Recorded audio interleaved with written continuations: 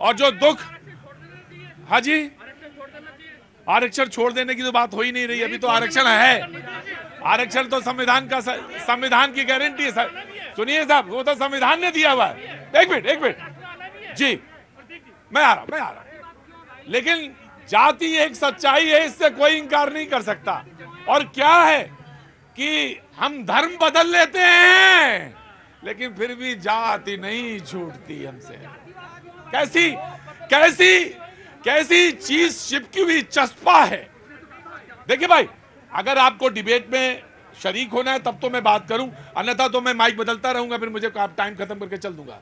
मैंने कहा इस देश में सच्चाई है, जाति से कोई इंकार नहीं कर सकता। गुप्ता जी आप बोलिएगा, लेकिन जरूरी बात करनी है। लेकिन आपकी उम्र है 60-65 साल, 67 साल, और अगर आपके पीछे जो खड़ी है वो लड़की, उसकी उम्र है 18-19 साल। वो सीख रही है आपसे। अगर सब्र नहीं है गुप्ता जी सब्र रखिए। सब्र नहीं होता तो गुप्ता जी मेरी डिबेट आपके लिए नहीं है। ये सच है इस देश में कि जाति एक सच्चाई है। धर्म बदल गए लेकिन जाति नहीं हट पाई, वो हटी नहीं, वो चपसमा रही, वैसे ही रही। हाँ जी, क्यों नहीं हटेगी? क्योंकि जब तक देश में अमीर और गरीब का जनगणना नहीं होगी तब तक ये देश तरक्की नहीं कर सकता। जाति के नाम पे इतने दिन से जनगणना हुई, देश की तरक्की हो गई? नहीं हुई। ऐसे देश पीछे चला जाएगा। और कहते हैं मोदी सरकार ने क्या किया?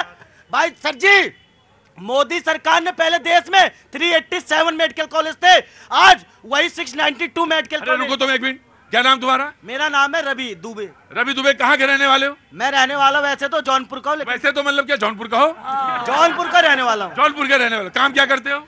काम मैं सर सामाजिक कार्य करता हूँ। मुझे लग रहा तुम नहीं तो मुझे लग रहा पटरी तुम्हारी उधर ही चुनाव की तरफ जाएगी। चुनाव की तरफ नहीं सर, मैं आंकड़े के साथ काम गिना दूंगा। कांग्रेस नहीं गिना सकती काम, मैं गिना दूंगा 2 मिनट में 10 काम गिना दूंगा। गिनाओ। देखिए, पहली बात, भारत में पहले 387 मेडिकल कॉलेज थे, आज कितने हो गए? 692। भारत में पहले कितने एम्स थे? 6, आज 24 हो गई। भारत में 16 IIT थी, आज 23 IIT हो गई। भारत में 723 यूनिवर्सिटी थी, आज 1472 यूनिवर्सिटी हो गई। पहले भारत में कितने मेगावाट बिजली पैदा होती थी? पूरे साल में 2.34 मेगावाट लाख बिजली पैदा होती थी, आज वही 4.17 मेगावाट बिजली। गुप्ता जी कुछ सीखा? गुप्ता जी कुछ सीखा? रुकिए जवाब साहब, नहीं, अरे 20 सेकंड, वो वहां पे 2 मिनट ले गया आपके, खत्म हो गई ना। प्रतीक भाई ले गया 2 मिनट ले। प्रतीक भाई, जाति इस देश की आपने कहा सच्चाई है, और जाति जो नई जाति एक बार चिपक गई तो चिपक गई, लेकिन अब वो धर्म बदल सकता है। धर्म बदला इस मुल्क में, धर्म बदला लेकिन जाति नहीं हटी, और यही बड़ी बात है। एक तरफ ये कहा जा रहा है कि क्षेत्र और जाति को तोड़ो, खत्म करो, देश को जोड़ो, और एक तरफ कहा जा रहा नहीं, जातियों की जनगणना होनी चाहिए। उसी के ऊपर मुद्दा उठाते हुए जी देखिए, माननीय प्रधानमंत्री जी का ये स्टेटमेंट आरक्षण विरोधी है और बहुत ज्यादा खतरनाक भी है। इस देश में जात के आधार पर ही आरक्षण है और कई जगह पर क्षेत्र के आधार पर है। और अगर ये सच्चाई नहीं है तो माननीय प्रधानमंत्री ने जाति बता करके मंत्रालय और पोर्टफोलियो क्यों बांट देते? अपनी जाति क्यों बताई थी? और अभी विशेष जाति की बात कर रही थी, बताइए सीवर में उतरने वाला व्यक्ति एक विशेष जात का क्यों होता है? और जब अभी वाइस चांसलर बनाए गए बहुत सी यूनिवर्सिटी में, तो एक विशेष जाति के क्यों बनाए गए? यही तो राहुल गांधी जी सवाल कर रहे हैं कि आप जो है जातिगत जनगणना करवाइए। आज बड़ी अच्छी डिबेट होगी गुप्ता जी, आज डिबेट बहुत अच्छी होगी, ये मुझे अंदेशा है। जैसे मुझे पता चल जाता आज बारिश नहीं होगी। उन्होंने कहा कि ये आरक्षण विरोधी लाइन है। हालांकि गुप्ता जी मैं डांट दूंगा आपको, और आप गार्ड मतलब उम्र का ख्याल रखिएगा बस गुप्ता जी। आरक्षण विरोधी है लाइन ये, जव्वाद साहब ने कहा। हालांकि संख्या बहुत कम है बाबूजी, संख्या बहुत कम है, लेकिन अभी आवेदन दिया गया वो कर्मचारियों के लिए जो हमारी आप सबके लिए सेवा में ऑफिसेज में रहते हैं, उसमें सारी जाति, हालांकि अभी संख्या बहुत कम है, MA पास भी उसमें थे, और वो लोग भी आए थे जो लोग कहते रहे कि हमारा काम तो ये नहीं है, हमारा काम तो कुछ और है समाज में। वो सारे लोग शामिल, हालांकि संख्या बहुत कम है अभी भी, लेकिन एक ने कहा, एक दर्शक ने कहा कि इस देश में अमीर और गरीब के बीच में बात होनी चाहिए, ना कि जात और क्षेत्र पर। मैं आया पहले इनका राइट जी, जब बात तुम्हारी बात ले ली, आगे बढ़ा दी हमने।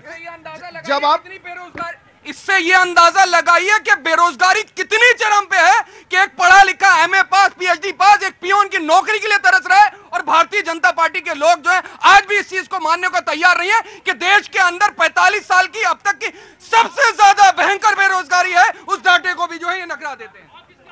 अगर ये बहस यहां पे हो रही होती MA पे, मैं चाहता हूं ये बहस हो MA पे कि मैं MA पास हूं, लेकिन इस पर बात नहीं है। मैंने लाइन इसलिए खींची थी कि वो MA पास थे, और MA पास कई सारे लोग थे, लेकिन वो गए किसी जाति विशेष के लोग थे जो कहा कि मुझे भी नौकरी अब यही करनी है, मैं भी वो कर लूंगा जो बरसों से पीढ़ियों से वो लोग करते आ रहे हैं, मैं भी तैयार हूं। हालांकि संख्या अभी कम है, बहस को आगे बढ़ाते हैं जी। नहीं, बेरोजगारी आई है, इसमें दो राय नहीं। बेरोजगार दो लोग हुए हैं, पहला राहुल गांधी बेरोजगार हैं 14 के बाद से, और अखिलेश यादव बेरोजगार हैं 22 के बाद। और रही बात जातीय जनगणना की, तो आपको याद होगा कि जातीय जनगणना नहीं, नीतीश कुमार और भाजपा की सरकार थी जिसका श्रेय नीतीश कुमार और तेजस्वी ले रहे हैं। सारे समीकरण पर, जातीय, सामाजिक, आर्थिक, सारे समीकरण पर 27 बिंदुओं पर वो आंकड़ा आया, वो सर्वे था। और उस आंकड़े के बाद एक आंकड़ा कि इतने ये जाति, इतने ये जाति, बाकी 26 आंकड़ों को अपनी जेब में डाल लिया कांग्रेस और तेजस्वी और नीतीश ने।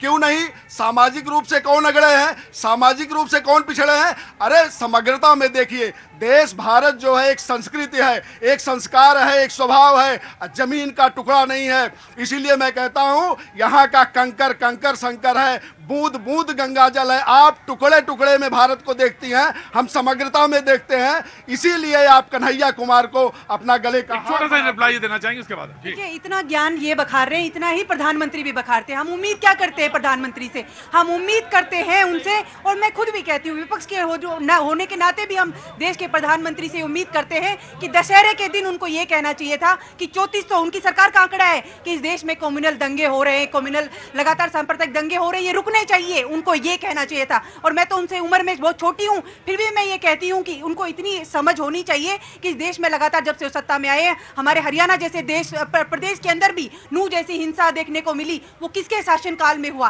अरे मैं कह रहा हूँ तो 65-70 साल किसका शासन था? आपका शासन था ना। अगर 45 करोड़ लोग बैंक के खाते नहीं थे, वो किसने नहीं किया? आप चाहती थी कि बैंक के खाते ना हो। आपके प्रधानमंत्री राजीव गांधी कहते थे कि हम यहां से 1 रुपया भेजते हैं तो 15 पैसा पहुंचता है, बाकी कांग्रेसियों के जेब में चला जाता है। इसलिए आपने शौचालय क्यों नहीं बनवाया गरीबों का? आपने मंडल कमीशन की रिपोर्ट आ गई थी, आप दबा के बैठे रही कि ओबीसी और बैकवर्डों को आरक्षण न मिला। आज बताती हैं 3 सेक्रेटरी हैं। किसका शासन था? 65-70 साल आपने शासन किया है।